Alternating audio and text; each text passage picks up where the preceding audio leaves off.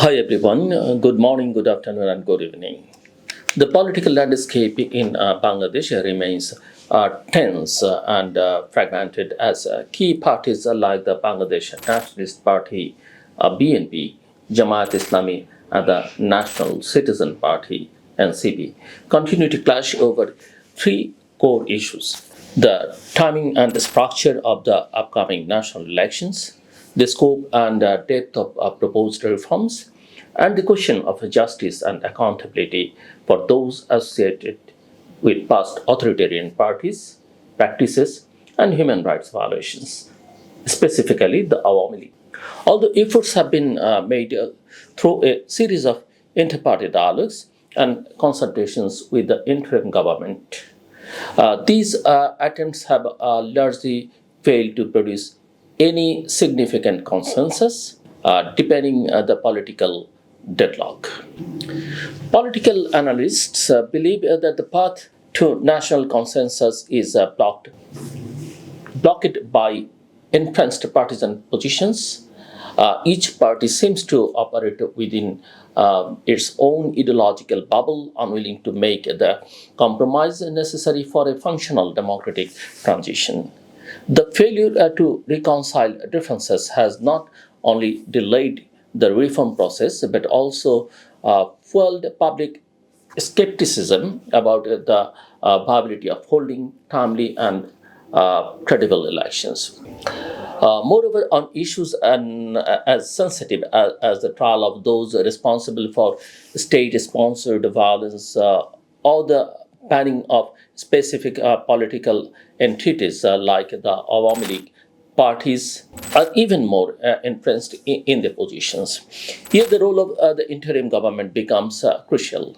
It must lead decisively, particularly by reactivating the International Crimes Tribunal, demand increasingly voiced by citizens who seek justice for the victims of political violence, especially during the July-August 2024 uprising. That uprising in which state forces allegedly cracked down violently on demonstrators demanding political change marked a turning point in the country's modern political history. Many believe that the Awami League, having presided over nearly 16 years of what they call electoral autocracy, lost its moral legitimacy to participate in democratic politics after July and August 2024. Despite their disagreements on other issues, the BNP, Jamaat, and NCP appear united in their opposition to what they characterize as fascist practices by the former ruling party. Some analysts describe a deeper alignment among the anti fascist forces that transcends policy and reflects a shared emotional and political commitment to democratic transformation. The BNP remains adamant about holding the national elections by December 2025, opposing any move to hold local elections beforehand. It maintains that the existing electoral process, with some key adjustments, remains the most practical path forward. Jamaat Islami has proposed that the elections should take place no later than April 2026 and has shown a preference for proportional representation, peer voting systems, and for holding local elections prior to national ones. The NCP, newer pair with student movement rules, take a more radical reformist position. It demands structural reforms, local elections before the national vote, and full implementation of the peer system. These differences underscore how fractured the political arena has become.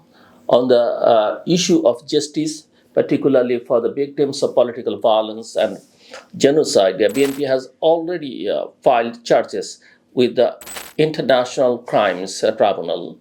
However, it has taken a less aggressive stance on banning the Awami League, suggesting that the decision should be left to the people. Jamaat has echoed a similar view, saying that visible legal actions should be taken and that the government must reflect public sentiment. The NCP, by contrast, has called for the immediate banning of the Awami League and has accused the party of losing all legitimacy following the August 5th popular uprising. At a rally in Dhaka, NCP leaders declared that the people had already given a red card to the Awami League and that its political registration should be revoked.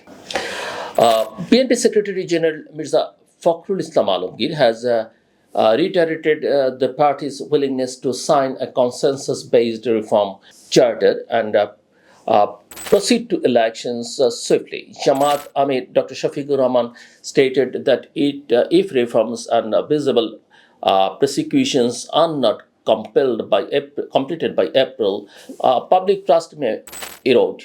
Jamaat also believes that if reforms are genuinely undertaken with cooperation from all stakeholders, elections can still occur within the government's stated timeframe.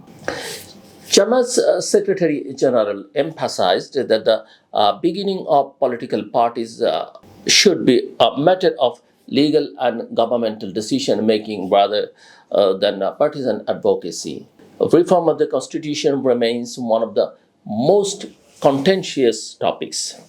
The NCP has called for abolishing the current constitution and forming a new constituent assembly, a proposal rejected by both BNP and Jamaat. Tensions also revolved around the Reform Commission's recommendations to separate the roles of the Prime Minister, the party chief, and the leaders of the House. While BNP argues that these are internal party matters, Jamaat and many smaller parties back the separation of powers. There is also little agreement on term limits for the Prime Minister or on shortening the parliamentary term to 4 years. BNP supports limiting prime ministers to two consecutive terms but wants to retain the current 5 year term. The NCP supports both changes. Further discord exists around the electoral roadmap.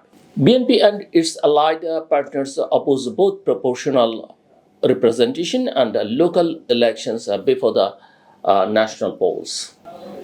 BNP and their allied argue that peer dilute the accountability of elected officials and is often used to evade direct voter scrutiny. Jamaat, NCP, and several Islamist parties, however, support peer and the early holding of local elections. Salahuddin Ahmed of the BNP contends that peer is favored by those who fear direct public scrutiny.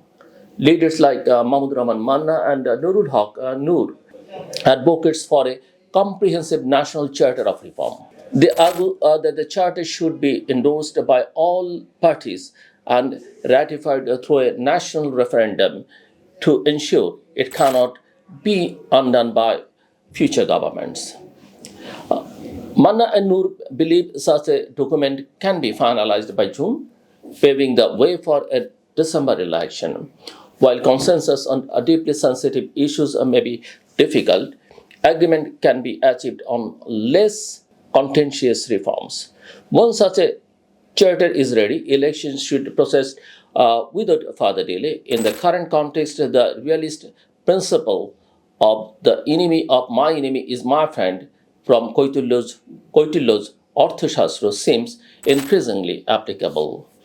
The interim government was not born from a single revolutionary movement, but from a broad coalition of student-led and civil society uprisings. Hence, it should strive for political equilibrium rather than partisanship. If a fair election were held today, many analysts believe that Bangladesh Nationalist Party (BNP) could emerge victorious. However, if the interim government, under pressure from internal or external actors, chooses to marginalize democratic parties, it would risk its own legitimacy and the confidence of the people. The spirit of the uprising was never about revenge or exclusion. It was about restoring a participatory democracy. Any allegations of misconduct or corruption within the BNP must be addressed through due legal process. Sweeping generalizations of the demonization of an entire political entity because of the misdeeds of a few will only derail democratic transition. The BNP, after all, has withstood sustained repression, legal harassment, and political ostracism during the Awami League rule. Despite these challenges, it remains a major political force. Attempts to engineer political outcomes by sidelining or co opting opposition parties will only undermine trust in the democratic process. This is a lesson Bangladesh has already learned the hard way during past authoritarian experiments. Today, the interim government stands at a crossroads. It can either perpetuate a cycle of exclusion and hostility or chart a new path of inclusive politics, reasonable governance, and democratic neutrality, maturity.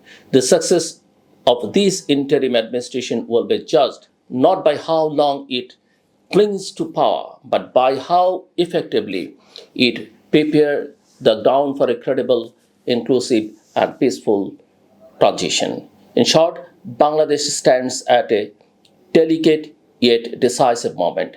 The fragmentation among opposition parties, the unresolved reform agenda, and the ambiguous intentions of the interim government have created an atmosphere of political anxiety. Yet within this complexity lies an opportunity to reset the political order based on consensus, accountability, and democratic legitimacy. The stakes are high, but so too is the promises of a new beginning. Thank you so much. Thank you for being with me.